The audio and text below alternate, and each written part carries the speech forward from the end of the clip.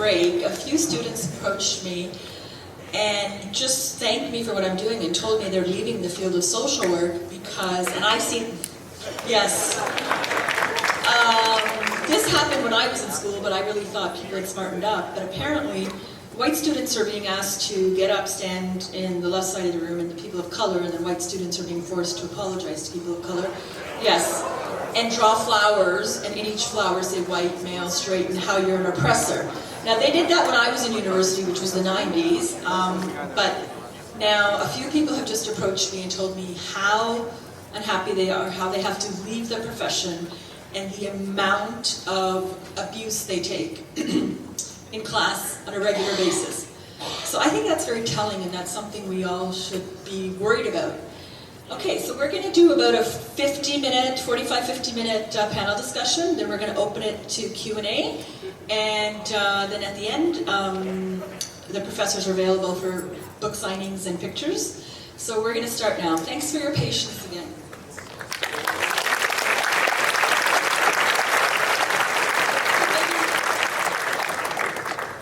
Are the mics on? 1, 2, 1, 2. 1, 2. Okay. Okay. My first question, and I was thinking about what I wanted to open with in the first question. So I'd like, can everybody hear me at the back, by the way? Yes. Okay. I'm going to start with you, Dr. Peterson. There is an argument that free speech should not include offensive and hate speech, and that by targeting already stigmatized communities, we are part of the problem and not the solution. And so your detractors have accused you of being mean and insensitive and offensive. So how do you respond to that? Well, the first thing I would say is that we should make no mistake about the fact that some kinds of speech are reprehensible. I would put Holocaust denial in that category. So the argument isn't about whether or not some forms of speech are reprehensible. Obviously, that's the case. The question is much more who polices that, and why can you trust those who would police it? There's two dangers here, right? There's never any no danger route, and our society has learned through extraordinarily painful experience, through the shedding of blood, that freedom of speech solves far more problems than it causes. And that's about as good as we can do. So that's what I would say about that. With regards to the accusations about being mean, my colleagues have sort of tentatively supported me, some of them. They said, well, you could have been nicer about it. And I have two responses to that. One is, I don't believe that nice is the cardinal virtue. I think it's often a mask for cowardice and harmlessness, neither of which I consider virtues. And the other response is, hey, if you think you can do a better job, man, get at it.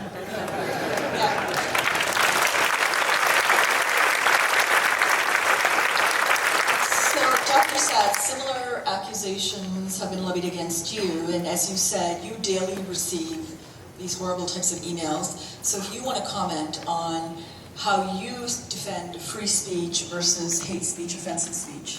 So I'm truly a free speech absolutist, and that short of direct incitement to violence, even the most reprehensible statements, such as, I'm glad you mentioned Holocaust denial. I'm a Jewish person who was going to be executed in Lebanon for being Jewish. I support the right of Holocaust deniers to spew their nonsense. You could not be any more clear in your positions and walk the walk and talk the talk than having a Jewish person with my personal history supporting the right of Holocaust deniers to be assholes. So if you're going to be in a free society, you have to accept the fact that freedom of speech is not to tell us how beautiful we are, or how good looking we are, or how smart we are. It's there precisely to protect those who hold reprehensible ideas. Not that we hold such ideas, but that's how much of a free speech absolutist I am. And I'm going to start with you, Dr. Amitay, on this one. So the reason you're all here, and I think most of the audience is here, we do agree that there is a free speech crisis on university campuses, and not just in Canada, but now this is wide in North America and Europe. I've been researching prior to tonight's lecture, and actually this is a crisis in Brazil, in Peru, in Chile, in many, many countries now. People are writing in from New Zealand. So how do you explain, how did we reach a point where microaggressions, trigger warnings, and safe space culture has grown so rapidly and become part of the university structure? Given how much time I took for my last talk, I'll give one word: cowardice.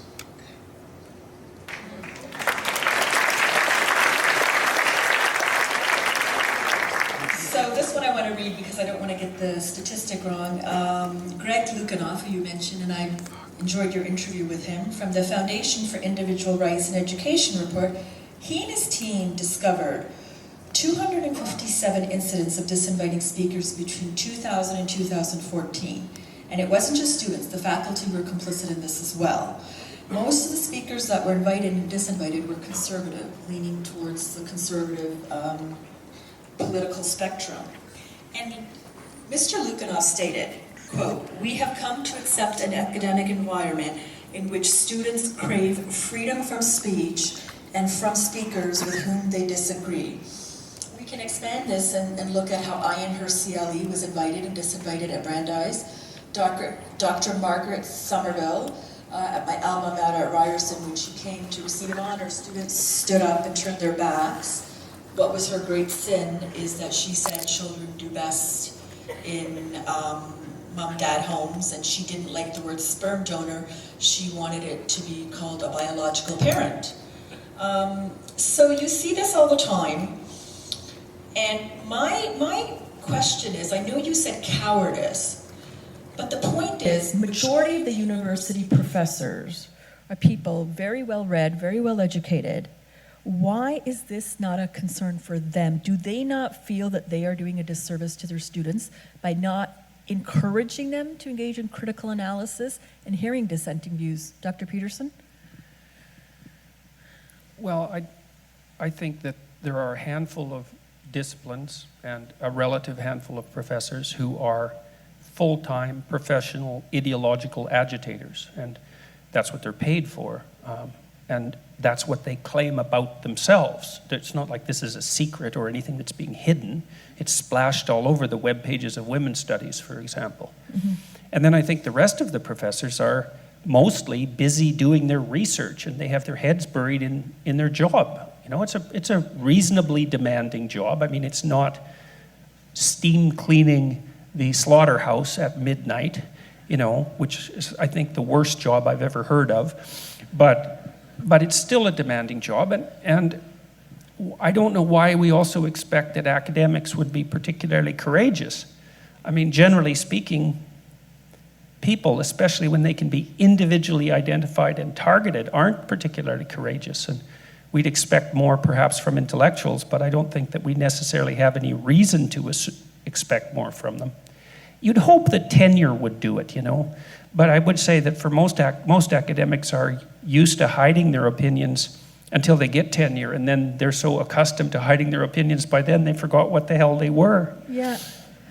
Can I just add? Absolutely. Just regarding the cowardice, I've often opined on this for any of you who follow me. I can't even get some of my colleagues to like a Facebook post on my personal page. Right? I mean, so imagine how far you must be down the well of cowardice.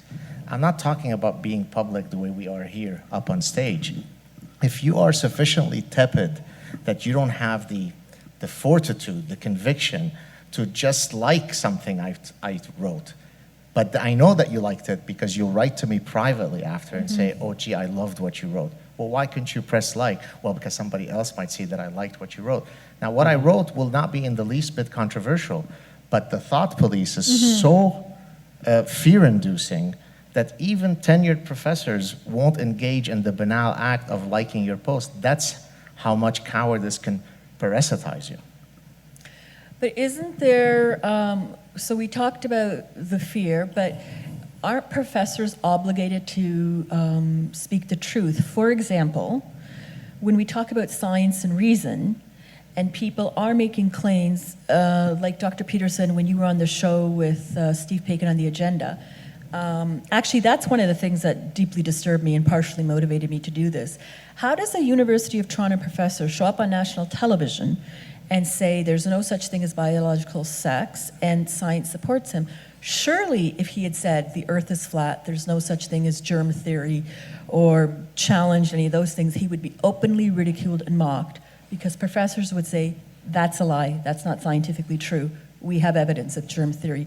But we also have evidence of sex differences. So why are some things they're willing to call out as this is false, not the truth, and other things they're not? Well, I think it's hard to overestimate how deep the ideological division that's characteristic of the Western world is at present. I mean, the postmodernists in particular, who are essentially Marxist in their origins at least, and in their essential philosophy, because it's a philosophy of oppressor against oppressed, and that's the explanation for the world. Their real goal, this is true of Foucault, who is a reprehensible individual by every possible measure, and Derrida, who's a trickster at minimum and at absolute minimum.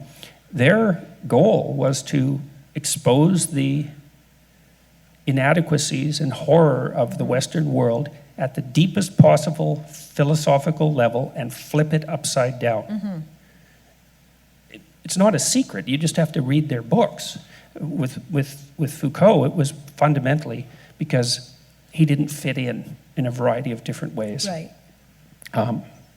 And so his response to the fact that he didn't fit in socially or sexually, or according to his particular subsection of sexual tastes, let's say, and I'm not talking about his homosexuality, he, as far as I am concerned, he felt that it was his revenge to show how everyone in the world was wrong except him, something like that. And I mean, he had a pretty substantial intellect and could draw on, I would say, decades of quasi-suicidal resentment to fuel his ideological fire.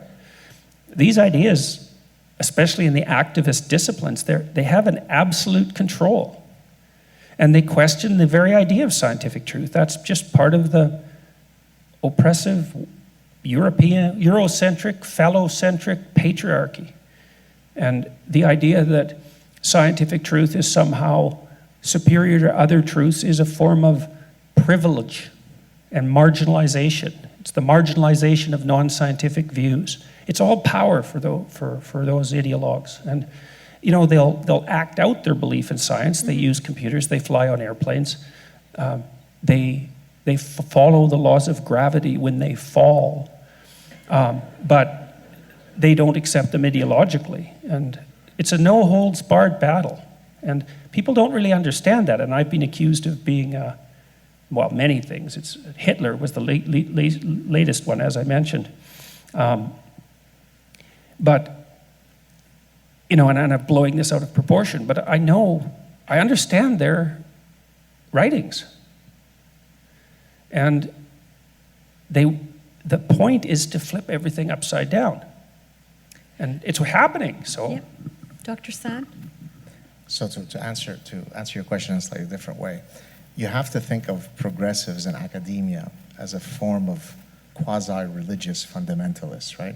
So in the same way that a religious person accepts certain revealed truths, and he or she won't alter those beliefs in light of scientific evidence, the same cognitive trap happens with the progressives in academia.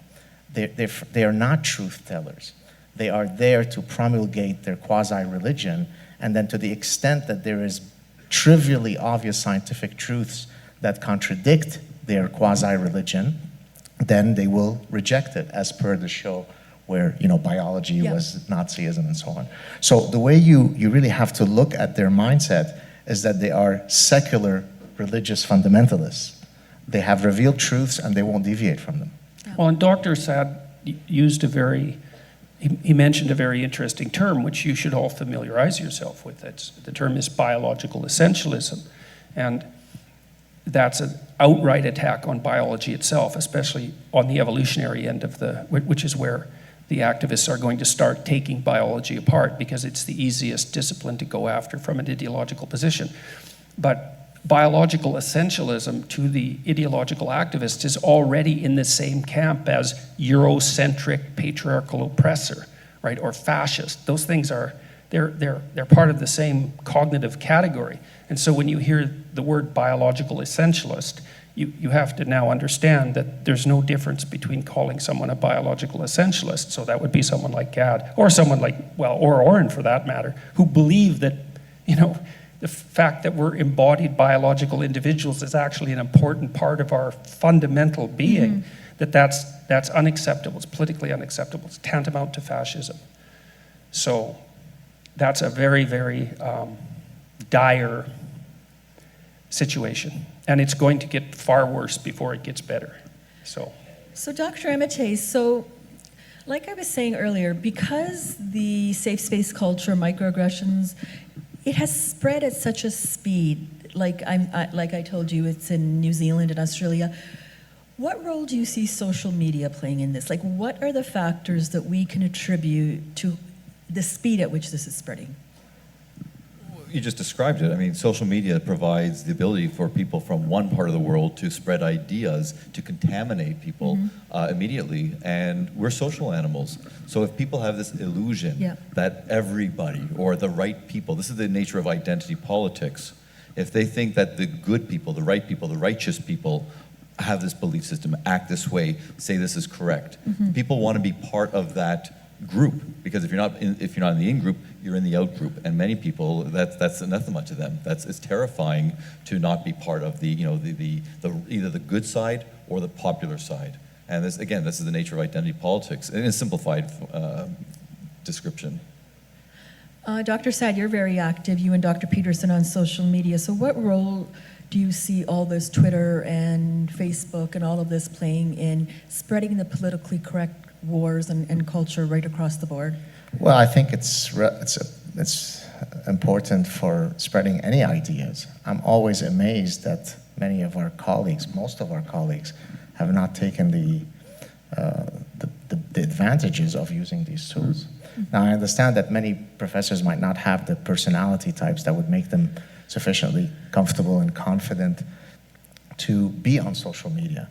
But, if I compare the velocity at which I could spread ideas, certainly Dr. Peterson and I, maybe less so Dr. Amitay, have been very involved in scientific publishing. Well, it takes you several years to do a project, then make it go through a peer review process that's typically very brutal. Before you publish the damn paper, it's probably taken you 4, 5, 6 years. And then if 5 years down the line, 30, 40, 50 other scientists have cited it, well, you've done a good job. Well, we can get on our social media and share an idea, and within 20 minutes, 10,000, 50,000, 100,000 people. And so it's a wonderful vehicle for mimetic propagation. And so both the spread of bad ideas and the spread of good ideas, it's a fertile place for them to happen on social media. And this is a question for the three of you, so if the three of you can chime in. Dr. Peterson, why don't you get us started? So the University of Chicago has recently announced its very strong commitment to free speech. And along with admission letters, they are sending students, before you sign on the dotted line and accept admission to University of Chicago, you need to understand that this is a university that will not allow safe spaces, trigger warnings, any of the above. And if you are interested in applying to this school, you need to sign on that and understand that. If not, go elsewhere and stay at home. So my question is, do you think this will have a rippling effect in other universities, in Canada maybe? Is this where we're headed, that we're going to have to be very clear about what the expectation is when a student attends university in terms of dissenting views or opinions? Two things. The first thing is a bit of a detour. I would actually like to say some good things about the University of Toronto in relationship to this. I mean, I think that I mean, they responded to what happened last year in October around what I had done on YouTube by sending me letters under pressure from the people that we've been talking about. But I would say that they did host the debate, which was a good thing, even though you could perhaps quibble about the format. I don't think it's worth quibbling about that. And they didn't take any action against me. And you could say that that was because I have so much public support. Yeah. But there's not any reason to be particularly cynical about that. I think they came around very quickly, and I think the University of Toronto is tilting hard towards the University of Chicago end of the distribution. So, good for them. I mean, it was a complicated situation, and people have to learn, right? It takes a while to learn, and they didn't know what to do. They were worried about how many chairs were going to be in the faculty lounge, I'm not being snide about that either. They were concerned with administrative affairs, and then all of a sudden this philosophical issue blew up. It's like you can't expect people to get it right away. I think what's going to happen, if we're fortunate, is that students and their parents are going to produce the transformation, because universities like the University of Missouri, I mean, their enrollment has collapsed. And I think what we'll see is that as people become more aware of the difference between the universities like the University of Chicago that support free speech and the ones that pursue social justice, like Brown University, for example, which is #1 on Jonathan Haidt's list of social justice universities, they're gonna damage their brand. People are gonna walk away. The donors are gonna stop giving. Like I think in the final analysis, it'll be economics, marketplace choice that switches this around. Yep, Dr. Saad and then Dr. Amitay. So just not to rain on the parade of University of Chicago, I received recently an email from a graduate student at University of Chicago. I've subsequently done a SAAD TRUTH clip on it, where the student in question shared with me screenshots of a test that they have to do as part of their Title IX training. And one of the questions that he shared, he or she, I'm not going to say, or they. It was, if a woman dresses provocatively, I'm paraphrasing, could she be engaging in sexual signaling? And if you answer yes to that, then there's an alert that says, are you sure that that's what you want to answer? So you have to keep answering it until you get the right answer. Your degree is withheld. Your ability to enroll in your courses is withheld until you pass that training. Now, I mentioned that I published a paper with one of my former doctoral students, Saad and Stenstrom, 2012, where we looked at how women dress as a function of where they are in their menstrual cycle. And we found that, not surprisingly, during the ovulatory phase of their menstrual cycles, they dress as a form of sexual signaling. So therefore, a scientific finding would be construed as wrongthink at the University of Chicago, and someone would be held from getting their degree. So I wouldn't be sending medals to University of Chicago yet. Oh, You know what that is, Gad? That's biological essentialism. Dr. Amitay, your take on that? Like, is this a direction that universities should be heading or consider heading, that they need to send out this information before students sign on the admission line?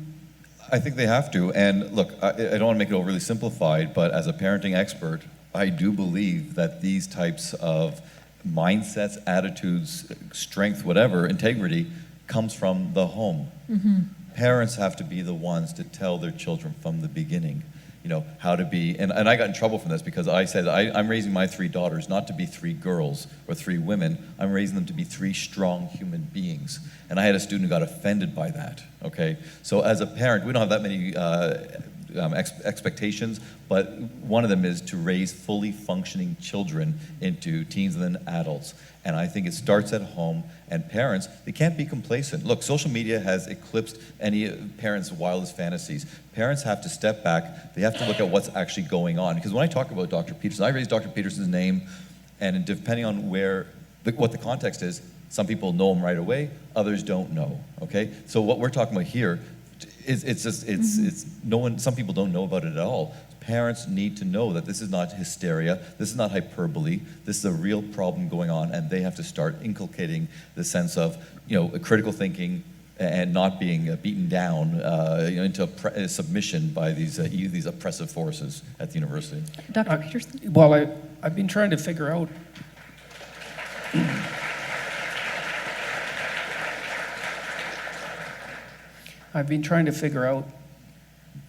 there are markers for unacceptable activity on the right?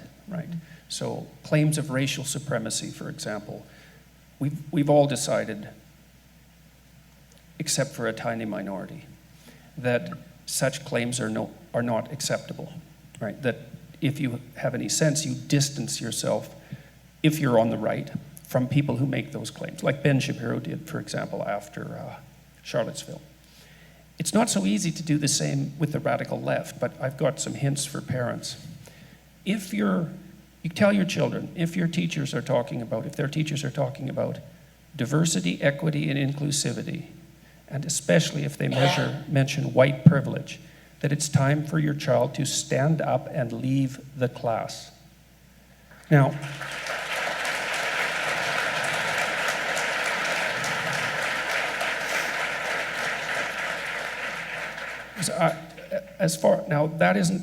those 4 words aren't a perfect marker. Although I think even the first 3, equity, diversity, and inclusivity, are sufficient to mark the ideological philosophy that's driving the hypothetically educational experience.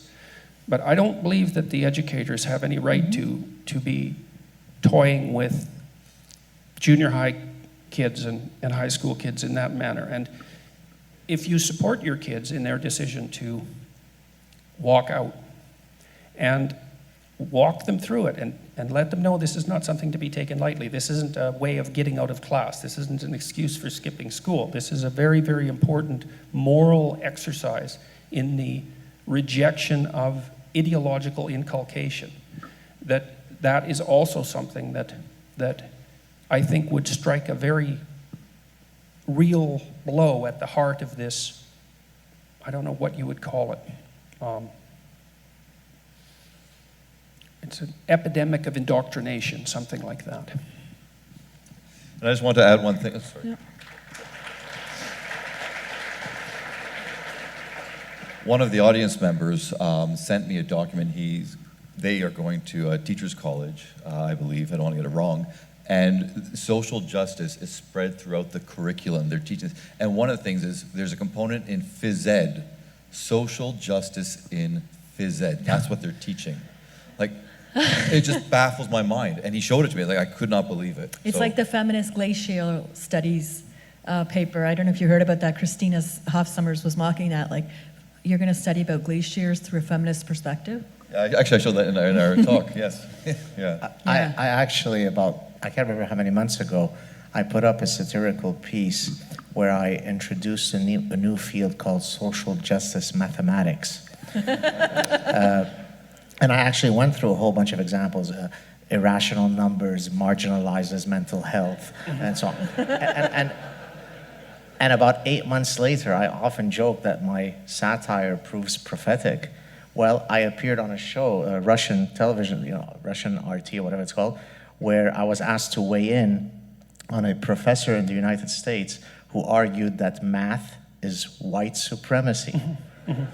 And she wasn't being satirical, she wasn't joking, she wasn't being facetious, and so I was asked to come in and weigh in on this. It's simply hallucinatory what is going on.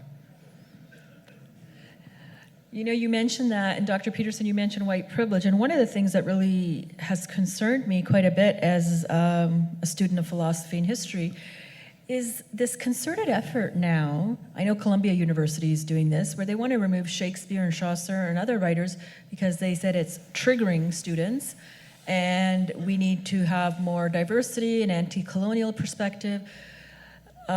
These are the greatest thinkers in world history, the greatest artists, the greatest philosophers. I've had colleagues get upset at me to my face and tell me when during my break I read Socrates or something, that's offensive, that he didn't believe women had the right to vote, he never stood up for their rights The slaves, they didn't want to go to museum, they didn't want to go to art exhibits, they said they were triggered. So nobody has achieved so much advancement as Western civilization. Nobody can deny this. It is a fact in science, arts, literature, math.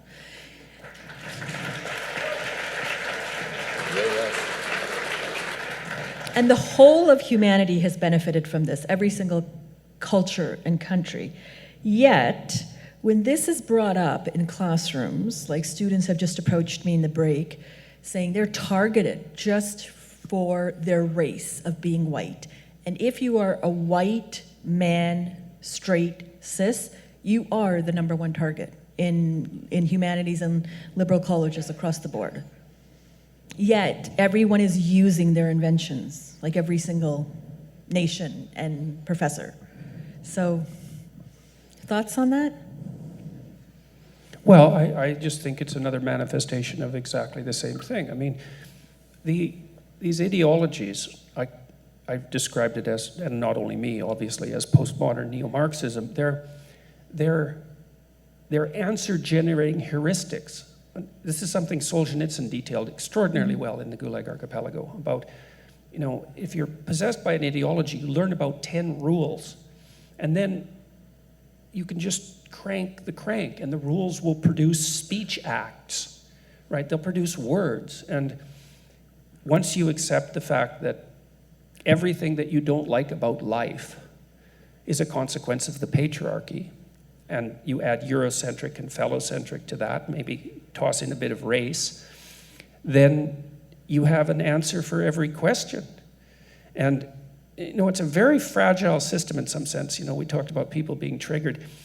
That ideology is so full of performative contradictions that it's very fragile. Performative contradiction occurs when you act out something that runs contrary to your stated beliefs. So, for example, you might claim that mathematics is a tool of white supremacy, but use your iPad.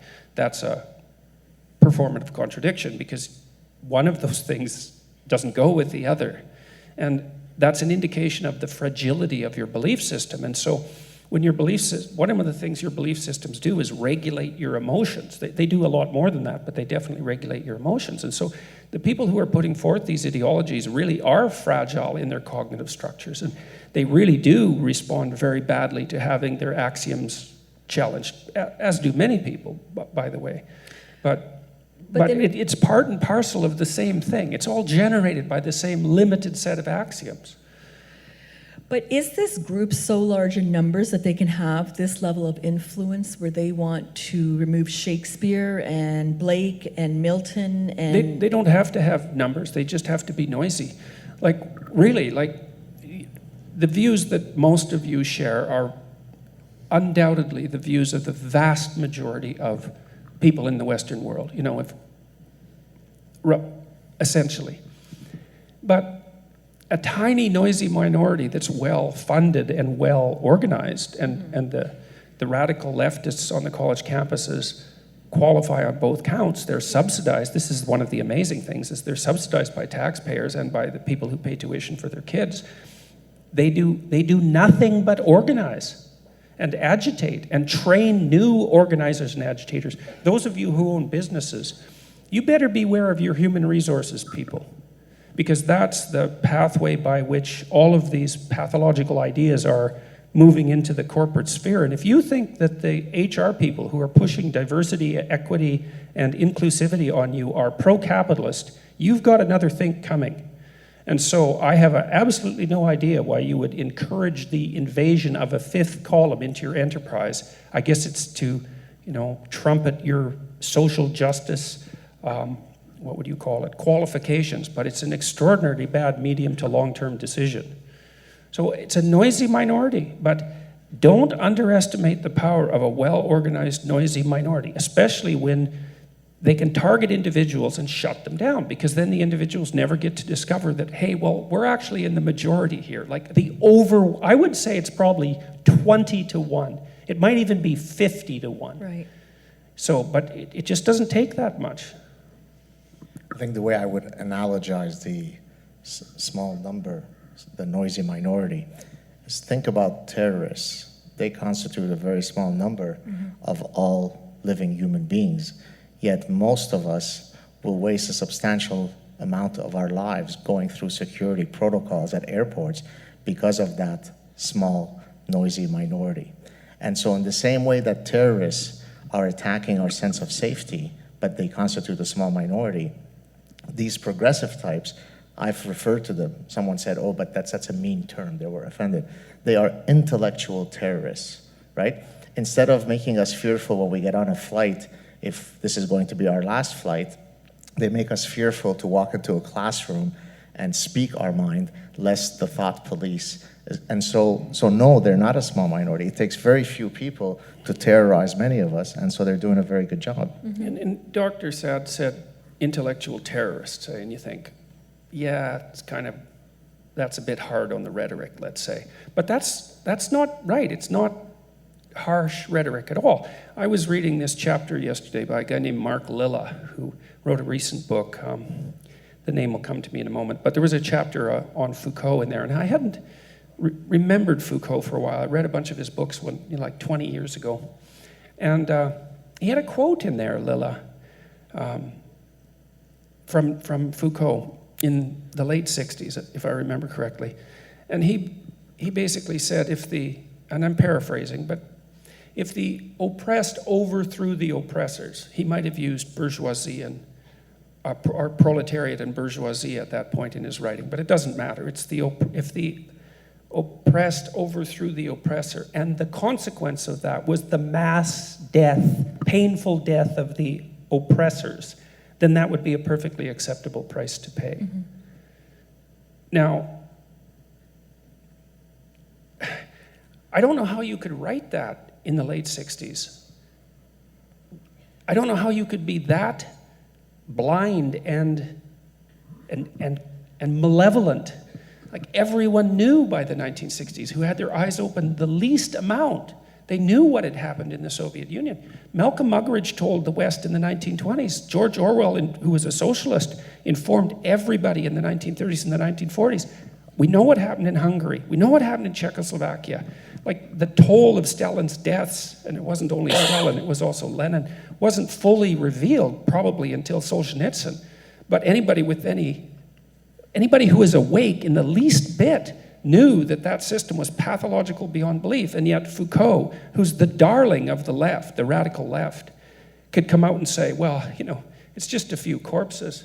And they won't be mine. They won't be my corpse, which is really the critical thing. So that's you can't make an omelet, without breaking a few eggs, right? So to call them intellectual terrorists, to call Derrida an intellectual terrorist, to call Foucault an intellectual terrorist is exactly right.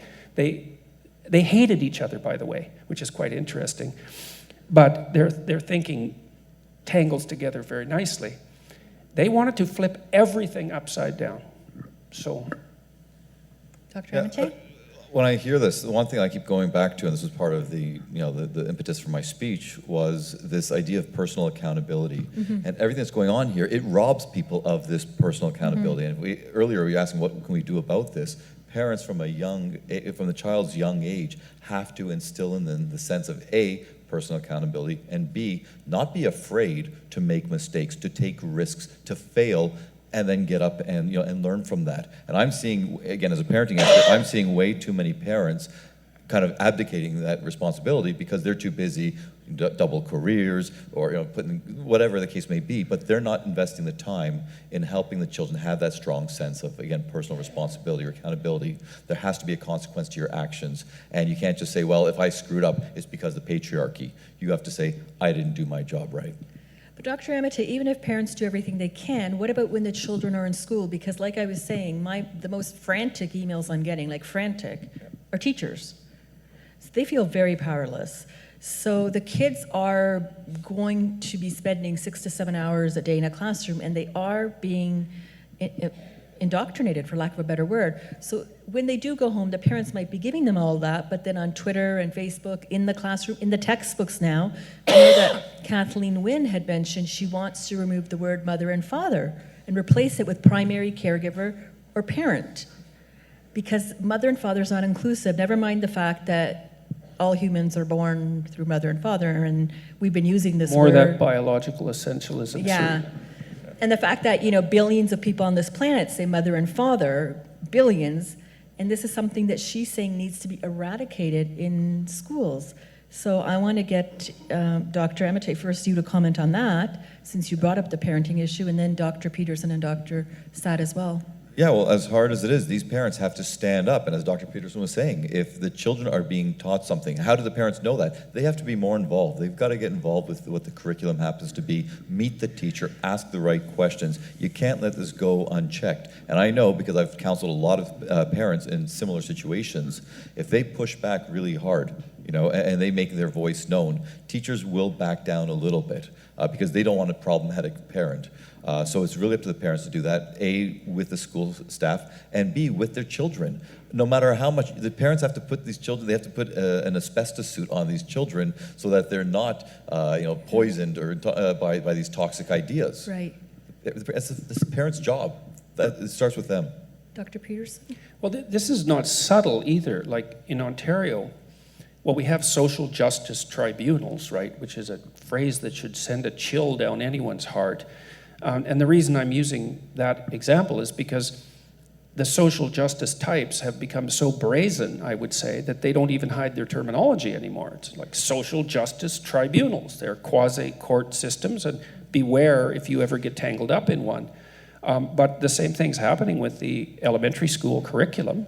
It's being transformed into a social justice curriculum. It's a lot easier to teach that tripe than it is to actually educate people, because you only have to teach them 10 things. And then they can repeat them, and you've done your job, and you're morally virtuous. It's way more difficult to teach kids how to read or do mathematics. But, we're at a point in Canada, weirdly enough, where the philosophical stability that we've taken for granted, that has made this country such a stable and welcoming place, is really under assault. And Wynn's a good example. Hypothetically, she leads the centrist Liberals. Liberals are always occupying the center in Canadian history, right? They move a little left and then they move a little right, and you could be cynical about that, but you shouldn't be, because they're tracking the population. But now, my estimation is that Wynn is far left of the Democratic Socialist Party I knew as the NDP back in the 1970s. But she's operating under the rubric of the Liberals, and no one. I mean, she's not popular, right? I think she's at 10%. and she should resign if she had an ounce of integrity.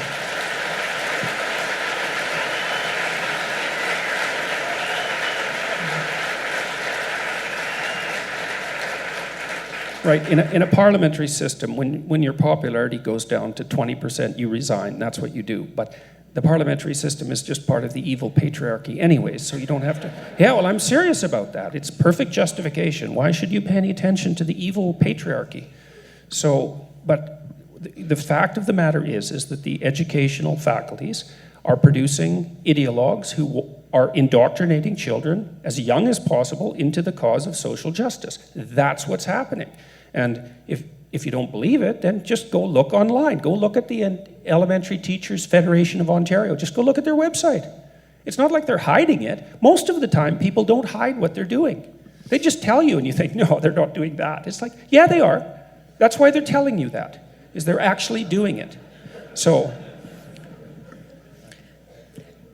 If I could just set up a theory and then see how we could apply it to what you could all do.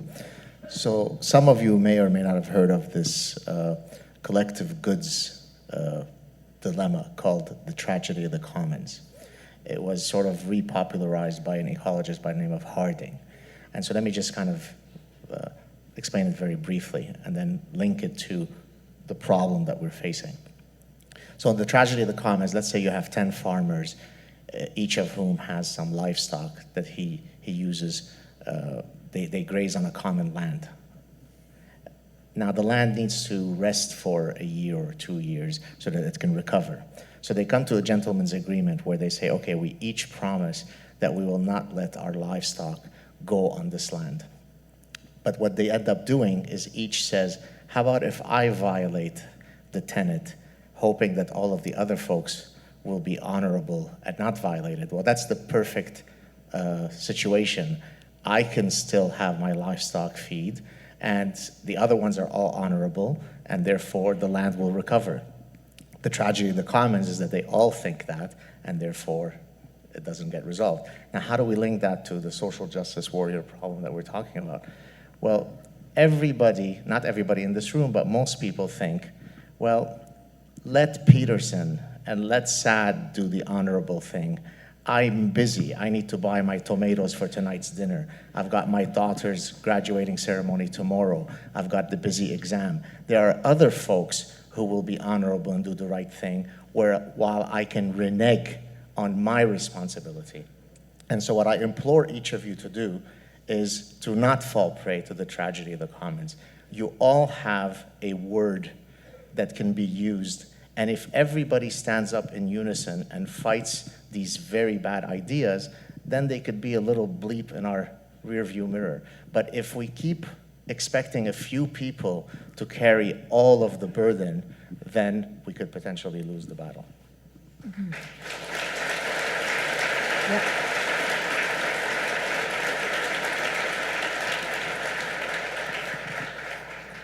I just want to expand on that a little bit. One of the things that people do when they write me is to say that watching my videos have provided them with the words that they need to express certain ideas. You know, ideas are kind of strange because they often begin with embodied sensations, emotions. You know, you come home after work, you're annoyed, maybe you have a fight with your partner, your wife or your husband, to use the biological essentialist terms. And, you know, the fight goes kind of sideways, and it isn't until you're 20 minutes into it that you really realize what was annoying you. Maybe it was something at work.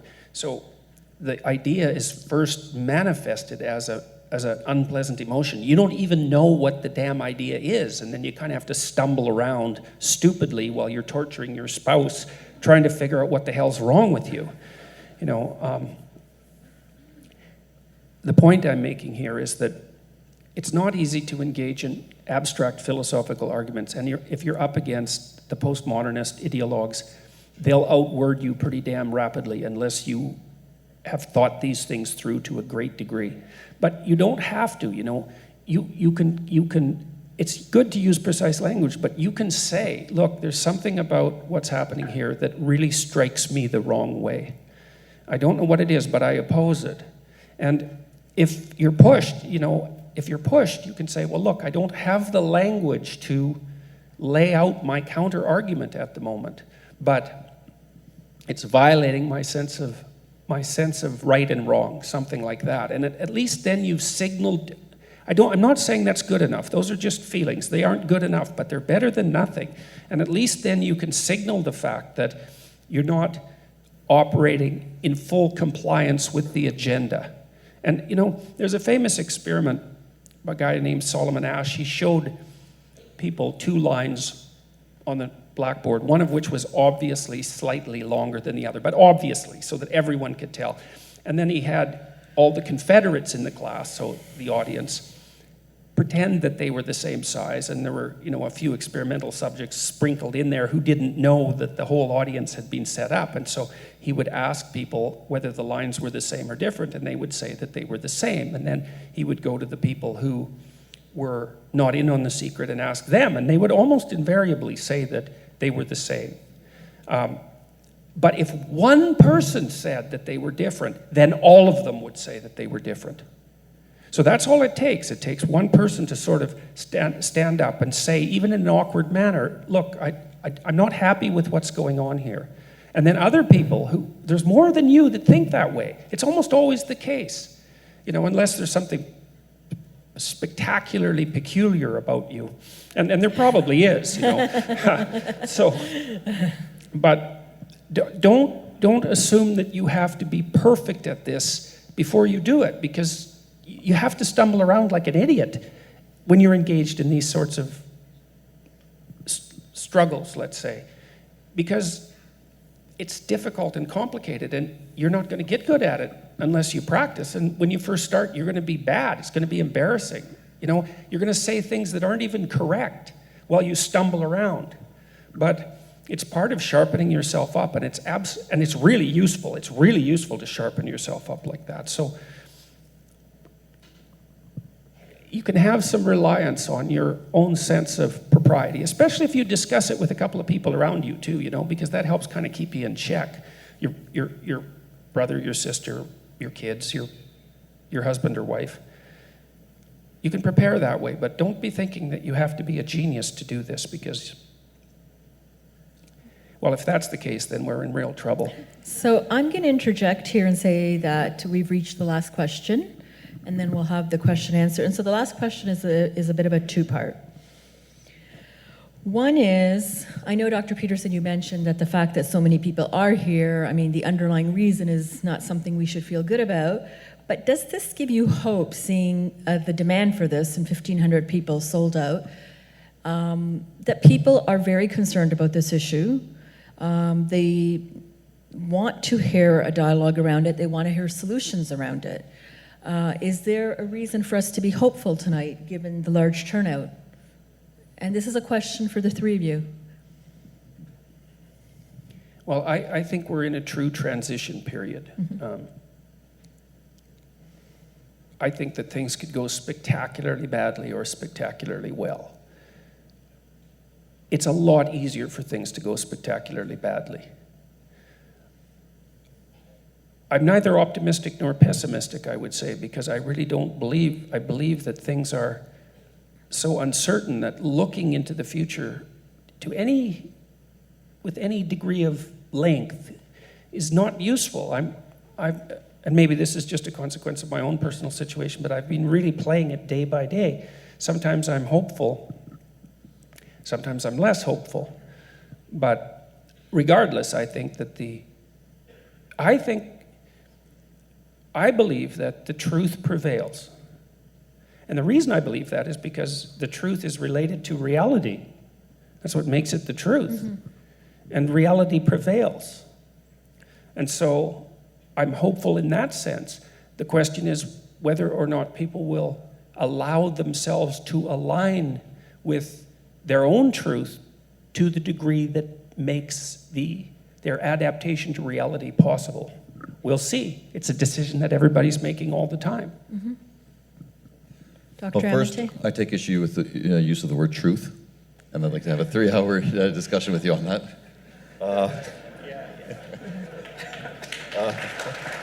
Sorry, post-traumatic stress. But look, the point of my 3-hour talk really came down to what can each and every person do to help lean toward the side of a positive outcome. And I agree with what Dr. Peterson saying, it can go one way or the other. Hoping, coming here and showing support is great, but it's doing the small things, the daily things that just can kind of encourage somebody else to do a little bit more and encourage somebody else to do a little bit more. So as long as you're acting in that manner, then we have a chance. And to me, this is a great sign. I'm really glad that there's so many people here. And I just hope that every single person goes out there inspired to try to make at least a little bit of change. Then we have hope. Okay. Dr. Saad, are you hopeful? I am, if each person in the room commits to, I don't know what the metric should be, but commit to getting engaged in some meaningful way X number of times over the next Y period, right? I mean, one of the ways that we affect change is not to say, I'd like to lose weight next year, but rather to say, if I go on a all-inclusive vacation, I will never have more than one plate at the buffet, right? So the details matter in being able to implement something. Vagueness is the enemy of achieving the goal. So what I would implore you to do is, well, first I would say thank you for all coming here, because it certainly gives us great solace to know that there are many people who support the cause, so thank you for that. But I would say that that's insufficient. The next step is for each of you to commit in a very concrete way to doing 1, 2, 3 actions a week, a month, a day to support the cause, and then we will reverse this trend and we will win the battle of ideas. I could tell you one thing you could do, and you could write to Andrew Scheer and tell him not to be afraid of being conservative. Yes. Because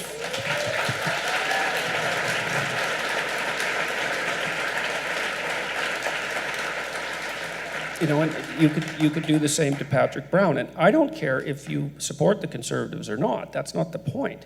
I know for a fact that they're terrified of being Conservatives. They won't speak up. And the reason for that is, well, they're worried about being singled out and targeted one by one as bigots and transphobes. You know the whole language. They're really worried about that. And so, as far as I'm concerned, they're basically defeated before they get off the ground because they've lost, if that's the case. But I don't care if you think that the Conservatives are wrong. That's not the point. We need the distribution of viewpoints, and we need a healthy dialogue between them. It's absolutely necessary. And if the Conservatives are now afraid of being conservative, then we've lost one of our oars, and we're going to, row around in circles, to use a rather trite metaphor. But I'm telling you, I've talked to lots of them, and they're so afraid that they won't have me come and speak to them, generally speaking, not in public, because they're afraid of being associated with me.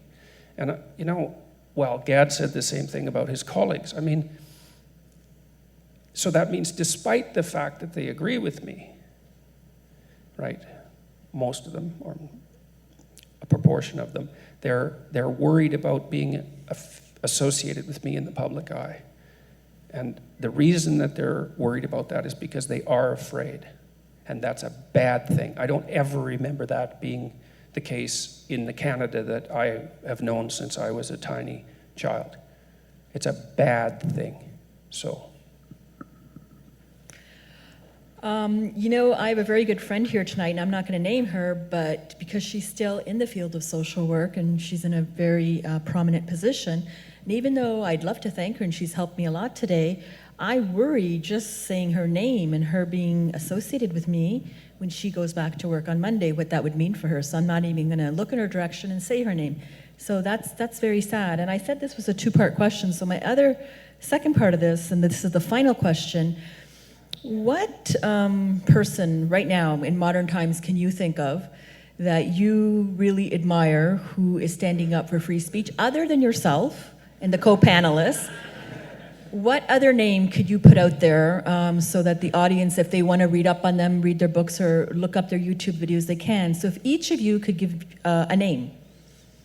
I'd like to give one, Ben Shapiro. You took mine.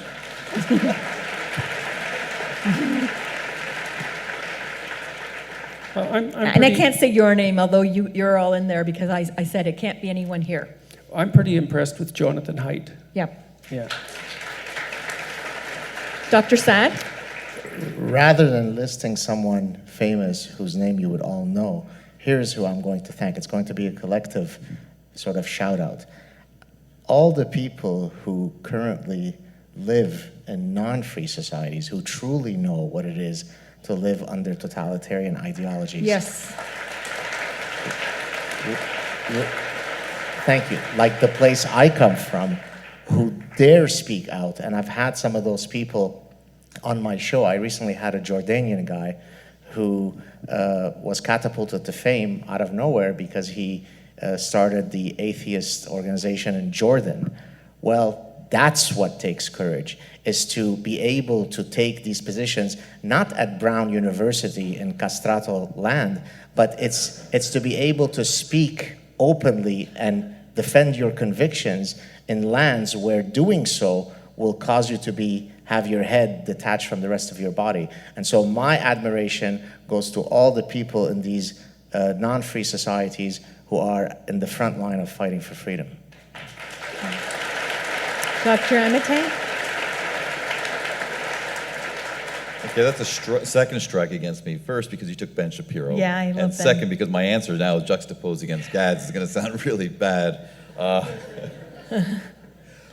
But it's going to sound strange, but you know what? Someone that I think has been very influential in spreading ideas and getting people to talk and ignoring left and right and this and that, Joe Rogan, quite frankly. Joe Rogan? Yeah.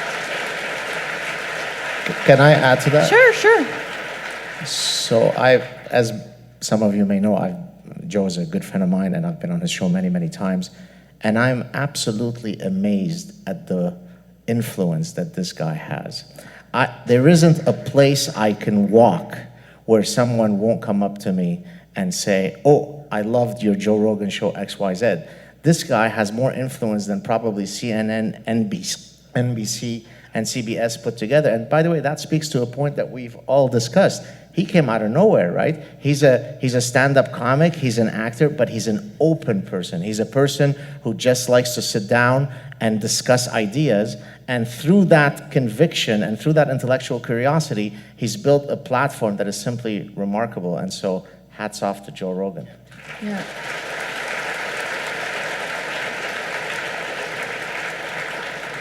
Okay. Joe gets 120 million downloads a month, right? 1.5 billion a year. Wow. Right, so he's probably the most powerful interviewer who's ever lived.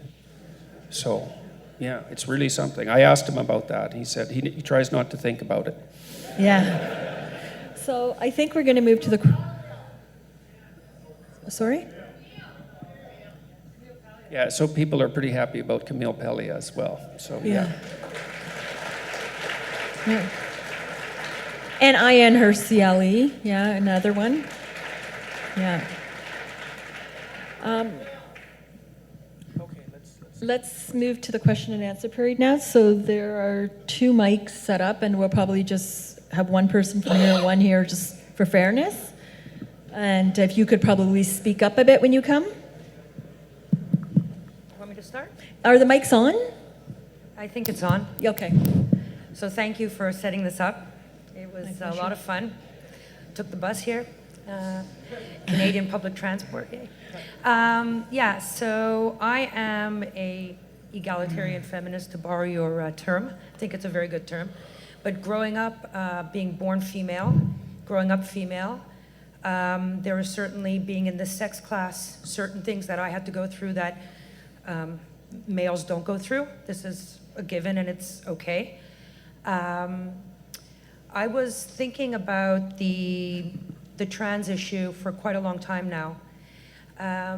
Having male-bodied people in female-only spaces is a bit of a concern for me at this point. I don't have children, and I'm 49 years old, so, you know, I've seen it all. But I think that it is a very important issue, especially for younger people, in places that are clothing optional, things like that. It's, I think, very important. I can say I'm also a biological essentialist. That's been thrown at me as a slur, actually, not long ago, which was shocking to me. And I think that males and females are different. I believe in equality, but I want to know what you guys think males' responsibilities are in this realm, because it really doesn't affect males in terms of their day-to-day. You won't go into a into a locker room and have, you know, a naked man in front of you if you're, you know. Anyway, so I want to ask you what you think responsibility is for males in this situation, and also just to tell you my small bit of what I do to make things better. I refuse to use the word cis, because the way I express my gender makes no difference. I'm a heterosexual female. I don't think anybody needs anything more than that. If I present as female or male, who cares? So I think cis is a ridiculous word. And also, I won't use trans woman. I'll use male to trans, because there are women and there are men, and that's it. And I want to know what you guys think. So that's my little bit of what I do. So I don't know if we can start this way, Dr. Peterson, Dr. Amitay, and then Dr. Saad, to take the questions directed at the 3 of them? Yes, sure. Okay. I don't actually know how to answer that.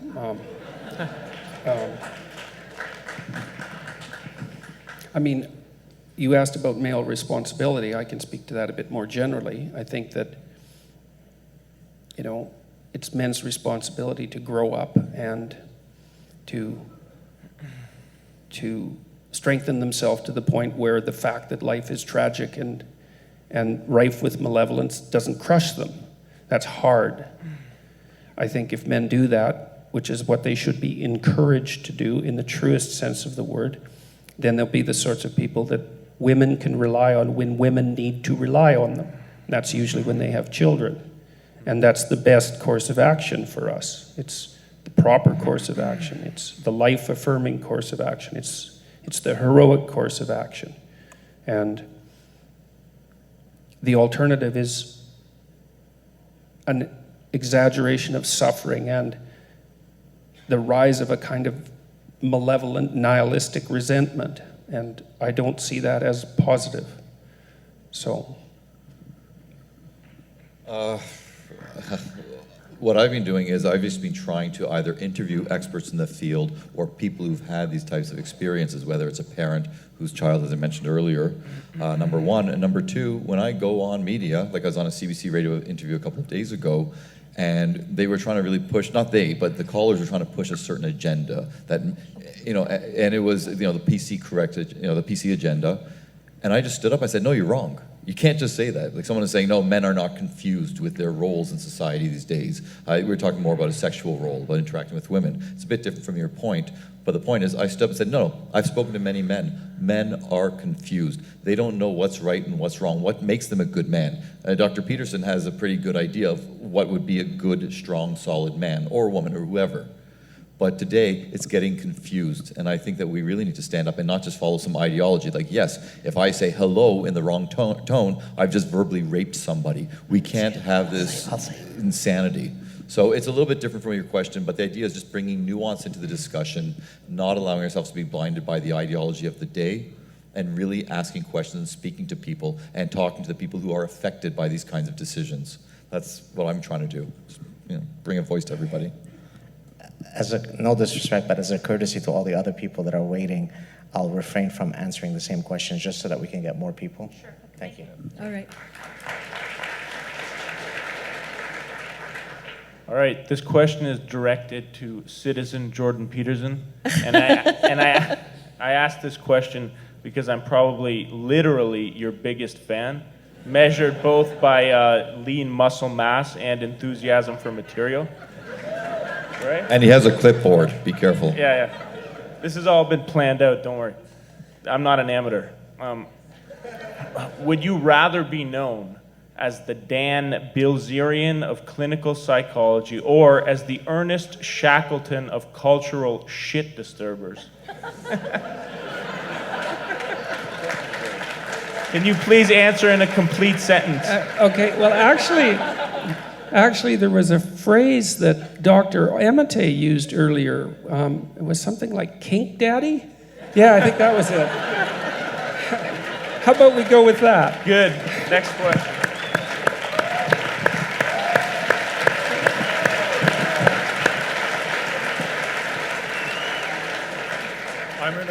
Hi. I'm going to start with a statement to the audience. You see this free speech on campus as you start to butt heads with other perspectives. The Masuma Khan at Dow incident recently is where you really see this to manifest. So I would encourage you to look it up and make people in your lives aware of it, because it'll make people conscious of the importance of the issue. For the three panelists, you talked about University of Chicago. My friend and I are trying to get Queens to adopt the University of Chicago principles.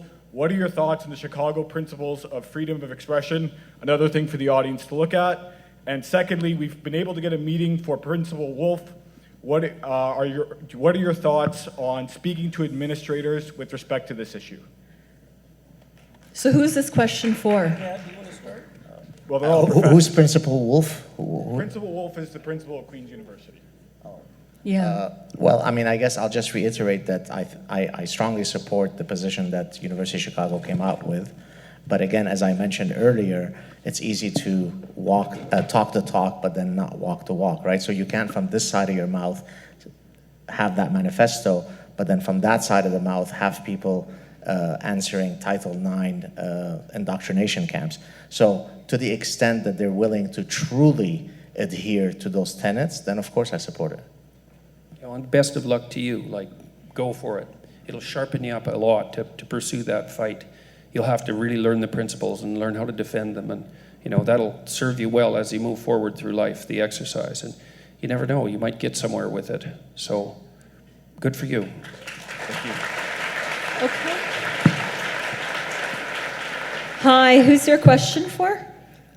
It's for the three of you, because I'm hoping you might have different insights on it.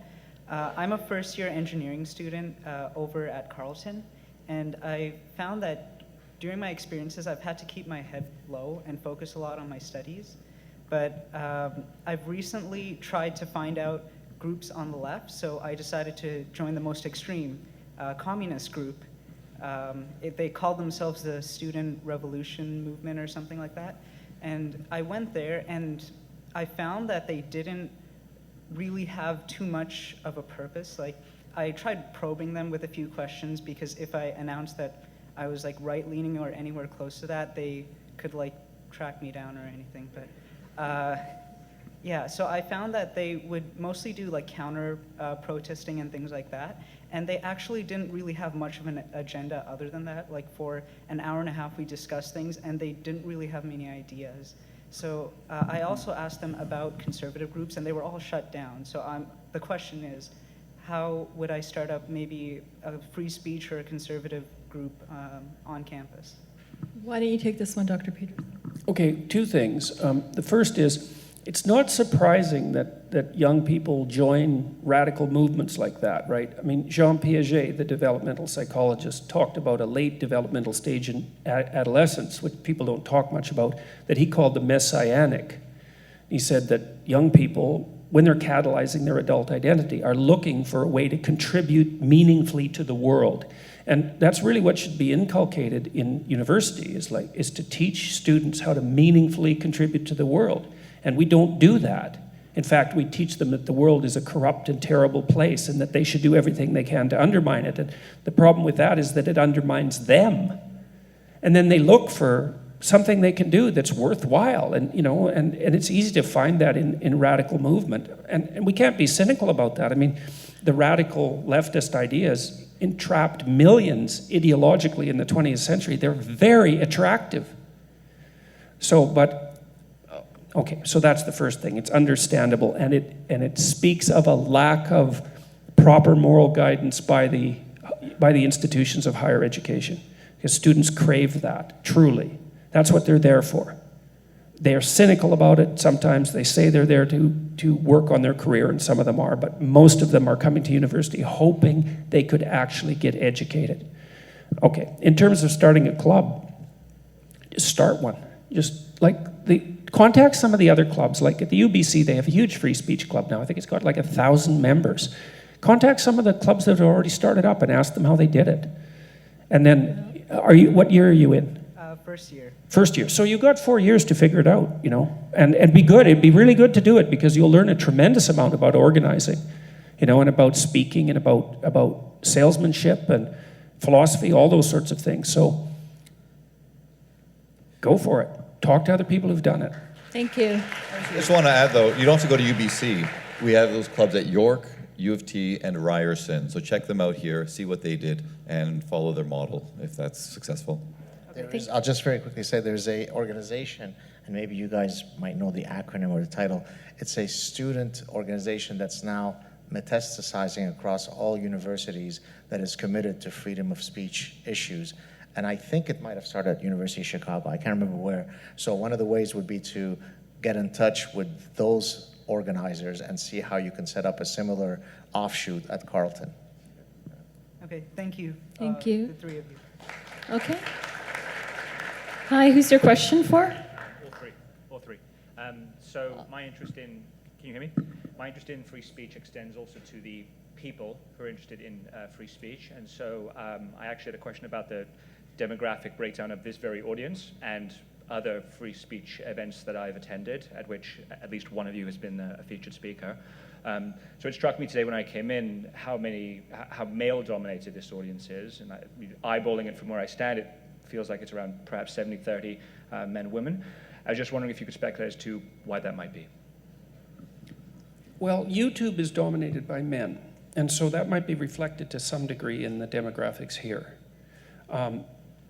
That's not the only thing that I think is going on. I think that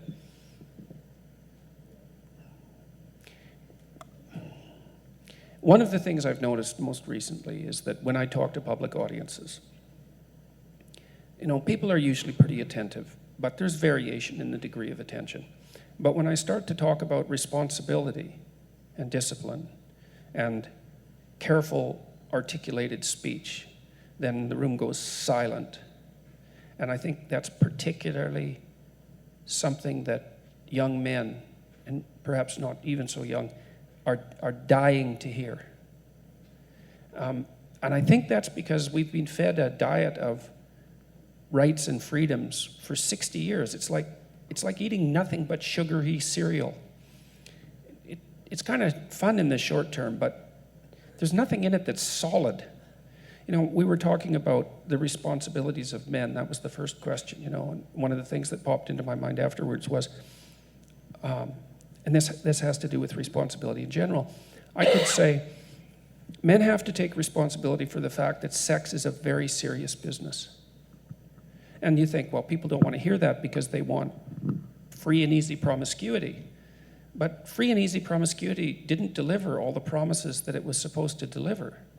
Not at all. And for obvious reasons, if you think it through to any degree whatsoever. And I think that it's time. Like, society's moved back and forth. It's time to pick up the other side of the rights equation, and that's the responsibility, right? Your rights are my responsibility, and vice versa. That's the contract. You can't have one without the other. And you need to do something noble in your life. You have to, because otherwise you can't stand yourself. And no wonder. You know, no wonder, obviously. And we don't tell people, we don't tell young men that anymore. It's like, get your act together, for Christ's sake. The world needs you. You can't just monkey about like that. It causes trouble. And it denies the world the privilege of your light, let's say. And that hurts everyone. You most of all, but everyone else as well. And I think that's fundamentally true. That's the fundamental truth of Western civilization. And it's a message that's saleable now. I've been trying to talk to the conservatives about this. It's like, you guys have something to sell to young people for the first time in memorable history. You can sell them responsibility. What the hell? That's weird. Pay attention. It's what you do as conservatives. That's what conservatives do. They peddle responsibility. Well, it's the right message for the time. And I get hundreds of letters from young men, and they come up to me in forums like this and say, look, I've really been trying to get my act together. It's like, good, man. Do it. Do it, because otherwise things will fall apart. And we don't want that. Things are terrible when they fall apart. So I'm going to offer...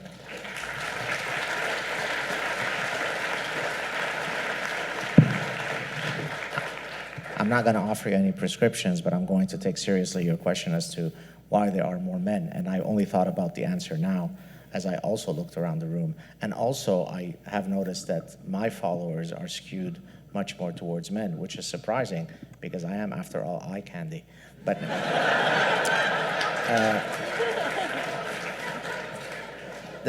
that said, I think it... she's having a hard time keeping her composure. I think it actually is a manifestation of one of the most robust universal sex differences that you see, and that's risk-taking. So that's a sexually selected trait. So to the extent, regrettably, we should be the mainstream, but we've now become the dangerous, radical professors. We're the non-mainstream. We're against the orthodoxy. Associating with us now construes as an act of risk-taking. And so to the extent that men on average, and certainly young men, are more likely to be risk-takers, that would then be depicted in the demographics that you're seeing. Thank you. Okay. And who's your question for? This is a question for Dr. Peterson. Yep. Just in reference to what you were saying about crunch earlier, or what was it? Crumb earlier, and what you said before about some of Jung's work, the experience of coming to an understanding with the author, and you've described it as terrifying. In the event that one finds it maybe stimulating, appealing, and sort of deterministically interesting in kind of the sense that you've described it, like that field of that kind of disturbing field of study, if that's appealing to one, should one distance themselves from this person? Okay, so I want to make sure I got your question right. So are you asking whether if someone's interested in the darker side of things that you should distance yourself from them? Is that the question? If that's the kind of the middle of the target board that is their interest? Well, kind of it depends. I think that people can be interested in dark things for very bad reasons. And I've done a lot of reading about very bad people and the serial killer types, for example, who have to extend their malevolence with each sequential act of killing. You can be interested in dark things for very bad reasons. But, you know, people are also attracted by their curiosity to the dark things. And for men in particular, and I don't understand female psychology as well, but for men, it's necessary to investigate that dark and aggressive side because that's actually what matures you. I mean, you can see this in such simple examples as I like to, as most of you probably know, I like to analyze animated movies because brilliant people produced them. And there's a great scene in The Lion King where Simba finally grows up. He's this useless, permanent adolescent with his friend, the walking stomach. And, you know, and he won't grow up until he's shamed by Nala, right? Which is a very nice observation. When he undergoes his initiation, goes down into the darkness and reflects upon himself, his face hardens. And the animators caught that. His father has a very well-defined face, and it's forceful. It's not accepting, it's forceful. And when he undergoes that transformation, then his face sets, and he becomes determined and strong. And that's the incorporation of the shadow that Jung talked about. But it is a terrifying process. I mean, Carl Jung is a very terrifying thinker. One of the things he said about the shadow, which is the place of suppressed aggression, let's say, and sexual impulse. It's more than that, and it can be more than that, but that's good enough for the time being. He said that the roots of the shadow reach all the way to hell. And what he meant by that, it's a metaphorical statement in some sense, is that to understand the dark side of yourself is no different than to understand Auschwitz, for example. And worse, there's no difference between that and understanding the role you probably would have played in Auschwitz had you been there. And you think, well, why could understanding that possibly be of any utility? And the answer is, incorporating that makes you someone not to be trifled with. And it's necessary for men to be someone who's not to be trifled with. And women know this. That's why I think the fundamental female myth, it's complicated, but in relationship to men is probably Beauty and the Beast. And Beauty is attracted to the beast, but the beast has to be tameable. And that's the right pattern for a man. Harmless, there's no such thing as a harmless man. A weak man is a dangerous, malevolent man. He's ashamed of his weakness, and he's resentful about his lack of status and ability. And he will take that out whenever he has a chance and pretend all the time that he's harmless. A dangerous man, that's someone who's integrated that capacity for aggression and sexual desire. It's part of his personality, and it manifests it in his actions. And that's the tameable beast, and that's the right aim. So if someone is pursuing the darkness, let's say, to go through it and come back to the light, then more power to them, because that's how you get to the light. It's through the darkness and then to the light. That's the right thing to do.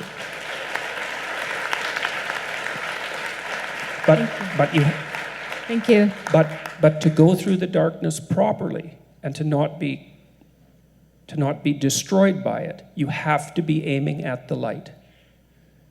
Just a quick thing, because you made a promise a while back to watch Rick and Morty and the biblical. With that said, with what you just said, I definitely feel like Rick would be the incorporated shadow, Morty would be the dangerous weakling, I'd say. Okay. Who's your question for? Just for anybody, really. So like my dad said, like when he was younger, the progressive bias was in the universities, but it wasn't as divided or toxic as it is now. Dr. Amarty said that freedom of speech is second to critical thinking, because without it, it's meaningless and sometimes dangerous. I fear that like many have lost their decency and speak at the whims of their emotions. What changed, and what do you think is likely to historically happen in our culture? Okay, who wants to take that one? So what caused the sort of the quagmire we're at today? Correct. Yeah, so and forgive me for plugging my forthcoming book, but it's tentatively titled Death of the West by 1,000 Cuts. The 1,000 cuts are the confluence of forces that exactly speak to what you're asking, right? So each of the movements that certainly everybody here, or certainly Dr. Peterson and I have talked about, postmodernism, cultural relativism, social constructivism, none of them is sufficient to bring down the edifice of reason. But have each of them chip away for 30, 40 years, you then end up with a populace, certainly within the ecosystem of the university, who no longer have the capacity to know what's left, what's right, what's up, what's down, because each of those movements are genuine injuries to the truth. That's what they have in common. And so what led us to the current point is the fact that they have gone unchallenged, at least within the social sciences and the humanities, for far too long. And what we're each trying to do here is to set the fulcrum straight again. It's 5:30. Oh, 5:15? Yeah, it's 5:15. All right. That was a good answer, so I'm not going to add anything to it. Okay, I mean, not thanks. that your others weren't. Okay. Yes, who's your question for? So this question's for all three of you. So in today's climate, where could one find material to, where could I find places to learn the liberal arts, to learn how to think critically? So with all this cultural Marxism in Jordan university Peterson's today. online university. Well, I would say all the classic books of the Western world are available for free at Amazon, right? You can download them onto your Kindle. Go online and look up the 100 greatest books of Western civilization, or the 20 greatest books. I have a reading list on my website. You could check that out. There are books that have been particularly influential to me. Go back and read those people that the entire culture have elevated to the status of genius. That wasn't a conspiracy. It was a consensus decision. And it's often difficult, but good. Good, it should be difficult. Life is difficult. But that's what I would say. Educate yourself. If you're in university, basically you have to educate yourself, especially in the humanities, right? It's always been that way to some degree. Although for a long time your professors weren't actually working to diseducate you as hard as they could at the same time. So that's what I would recommend is Thank you very much. read, man. Yeah. Thanks. Okay. Hi, who's your question for? My question is for everyone on the stage. So, Sarina, in your introduction, you mentioned that you are of the Milton Mills school of thought and that you believe that reprehensible ideas should be brought to light. Yep. I understand that Faith Goldie was removed from the original August panel because of her podcast with the controversial Daily Stormer after Charlottesville. This seems like a performative contradiction to remove Faith because of one interview while claiming to believe in freedom of speech. This strategy also appears to parallel the SJWs who wish to deny platforms for controversial conservative speakers. I want to understand why Faith Goldie was removed from the event simply for associating with identitarians, and what do each of the panelists believe or agree with that decision? That's an excellent question. Yeah. Okay, so the first thing I should say is it's not like we're unaware of the irony, right? So number one, Ryerson canceled a panel about the cancellation of panels about free speech, right? That's irony number one. And then irony number two was the panelists removed a speaker for arguably engaging in the act of free speech. Okay, we got that, believe me. All right, so why did we come to this decision? I sat down personally, and the other people can say what they have to say. I sat down with my son, and we went through Faith's interview. I know Faith. I don't believe that she's a reprehensible person. I think that Charlottesville was very shocking to her. I think that she put herself in a very difficult position. And I think some of that was brave, that she went down there to cover it. However, I listened very carefully to her podcast, the one that got her in trouble. And my sense was that she was associating with people whose views she should have questioned. It was her journalistic responsibility to question them. She had to ask at least one hard question. At least one. 3 would have been better. You know, and I understand that she had to toe a careful line. She was on the podcast. They had invited her on. It's much more difficult than you might think when you're facing people, even if you don't believe them, to be rude enough to challenge them, right? That's not so easy, especially if you're an agreeable person, and she is a rather agreeable person. But I believe that she failed in her journalistic responsibility. And as a consequence of that, she became too hot a property for us, and not just for us. And well, that was the reason for the decision.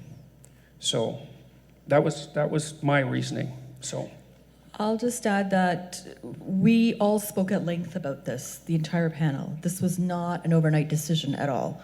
And that was a question that we really struggled with in terms of what you just said, the Milton Mills School of Thinking. But there was a deeper question about the role of a journalist, because Faith is a journalist. And so we did hear the interview, so there was no journalism really taking place. I've met Faith, I like her. I'm the one who invited her. I find her to be a very nice person. But like Dr. Peterson just said, there was those other factors at play here. Had she asked those questions and still had done that show, of course we'd have her here. Absolutely. But those questions were not even asked, and that was an issue. I don't know if Dr. Saad... I was just going to say exactly the same thing, that we were all very aware of this issue, and if you could see the number of email exchanges we went back. So it's not as though we didn't struggle with the matter and didn't recognize, the seriousness of the issue. But there is also a pragmatism, right? You may decide that you're all for freedom of speech. That doesn't mean that you invite to a dinner party someone whose views you don't agree with. I'm not saying that was the case with Faith Goldie. So the fact that you might, for some event, decide to disassociate from that person doesn't suggest that you are being hypocritical to freedom of speech, that there is a pragmatism that's set in. If she were here, perhaps there would have been a greater desire from some of the agitators to shut us down. Would that have served a good purpose for all of you to not be here? So at the end, what we ended up doing is went for pragmatism, notwithstanding the fact that we appreciate your point. Yeah. I was going to add, that was going to be my answer. I was very I kept saying we're looking at the pragmatics. Plus, I want to add, as soon as we hung up on the call, when we finally made the decision, I called Faith right away. And I told her, I said, I'm sorry. I said, I explained my position, and I reached out to her and I said, if you want to speak, give me a call. Because I felt bad for what we did. I talked to her too. And because, I talked to her as well. We all felt and I'm the only one who hasn't, so apologies, Faith Goldie, for being an utter asshole. Yeah, I mean, we felt to some degree that we threw her under the bus, and at a time in her life where she was really in crisis, but the journalism issue was really crucial here because she wasn't just doing that as a like everyday individual. She was technically in the role of journalist, and the role of journalist is to ask hard questions, especially under uncertain circumstances. So that was our decision. Thanks. Great question, thank you. Hello. Okay, hi. Yep, your question is... Not a question, but I won't take up much time. I just have a very short story to share. My name is Oliver Marshall. I'm a student at Concordia University in Montreal. About 3 months ago, I had set out to meet with Mary Zhang, who's the president of Student Support and Free Speech Toronto. And we just wanted to host a night to see if there'd be such an interest in Montreal to open a chapter. On my way to the bar, I was confronted by 15 Antifa members who encircled me, ripped my bag out of my hands, and threatened violence against me. I barely escaped, but there was 4 skinhead types. This was very scary. They looked exactly like the Nazi skinheads we can all see. And I shared an account of the story after, and Jordan Peterson commented and shared it as well. I was very recognizant of that, and he said, don't be afraid. If you give in, they win. I like to say that today I think we win, because even though it's a small victory, I think we've gotten a lot of people together today, and I've seen a lot of happy faces, all to support the wonderful master value of free speech, to which I have another small couple of words to say in the form of a poem. My words. Sometimes the words I use are just the right ones to light the fuse. Sometimes the words I use are tantamount to modern day abuse. Sometimes the words I use echo chambered from the news. Sometimes the words I use sigh into oblivion as they are too obtuse. But most times the words I employ are not a part of some vapid ploy, but rather to gather my thoughts, my expressions, my ideas, my fears, to rationalize in the face of demise. Sometimes the words I use will be the ones that make me lose. But always the words I use will be the words I choose. Thank you.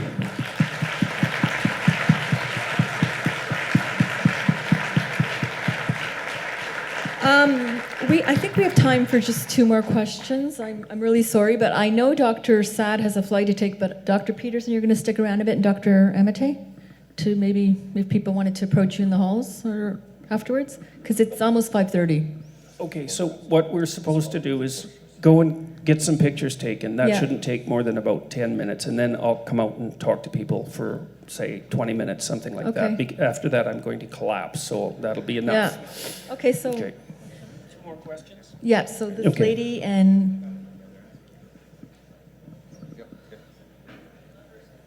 What? Go ahead. Hi. Hi. This is regarding the gender dysphoria, whomever can answer this. What are the criteria for identifying or de-identifying mental illness within the DSM?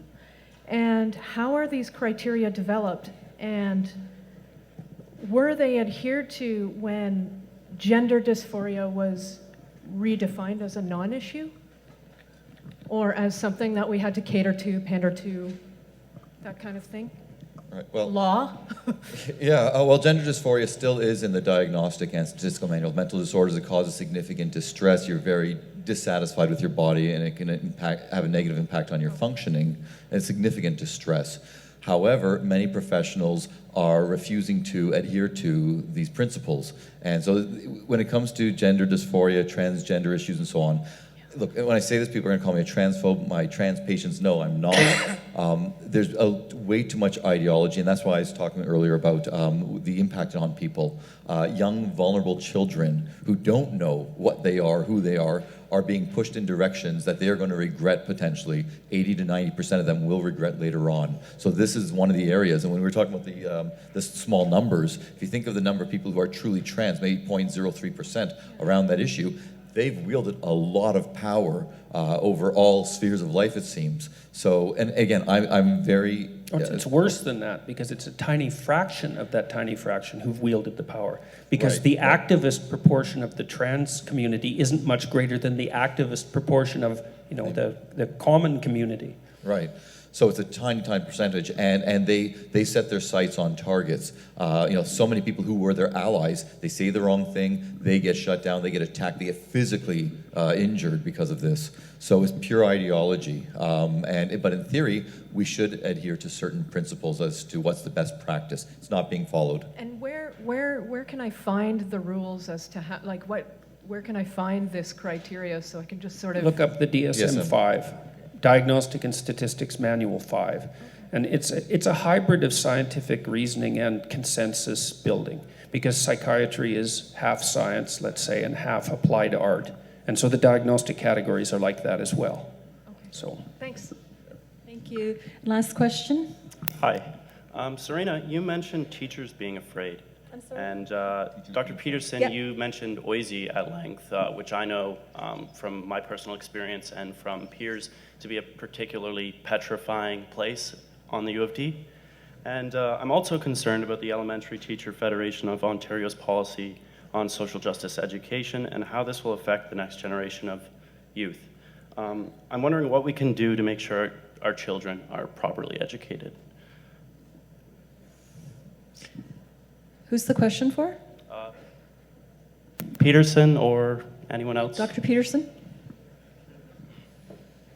Well, I think writing the people responsible for the Ontario Institute of the Studies of Education might not be a bad start. Also the Elementary Teachers Federation of Ontario, also the Minister of Education.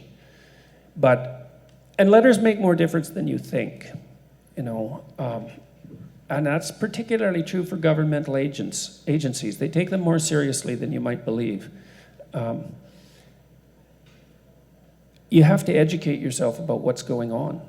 You have to read the platform of the Elementary Teachers Federation of Ontario, for example, because when things are functioning, you can ignore them. And that's really the definition of a decent state, is you can ignore most of it. It's working. And that's been the definition of the Canadian state for a very long time. And it's a very peculiar thing that we have to actually wake up and pay attention to our politics. But we do now. I believe we do anyways. And so, well, that's what everyone's doing here, is trying to be a little bit more alert to what's happening. And you have to let your kids know, too, what they're being taught. And see if you can help them figure out how to analyze it and assess it and reject it if necessary. So, yeah. Okay, thank you. I see the lineups are huge and I feel bad. I'm sorry, but that's all the time we have. I want to thank each and every one of you for taking time out of your schedule and on Remembrance Day to be a part of this very important panel discussion, which we think really impacts each and every one of us.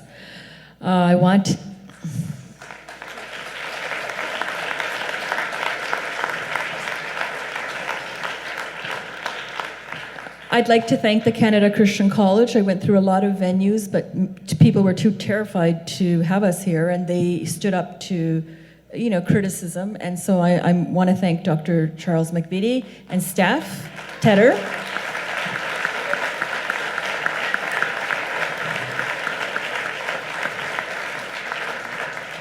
And the wonderful Cale Schmidt and Jonathan for that great video you put together. Thank you very much. And I want to thank Dr. Peterson, Dr. Amitay, Dr. Saad for, you have such busy schedules and you're requested speakers both nationally and internationally, and the fact that you were so supportive and you did this for me, I'm very, very grateful, and I really want to thank you. Thank you so much.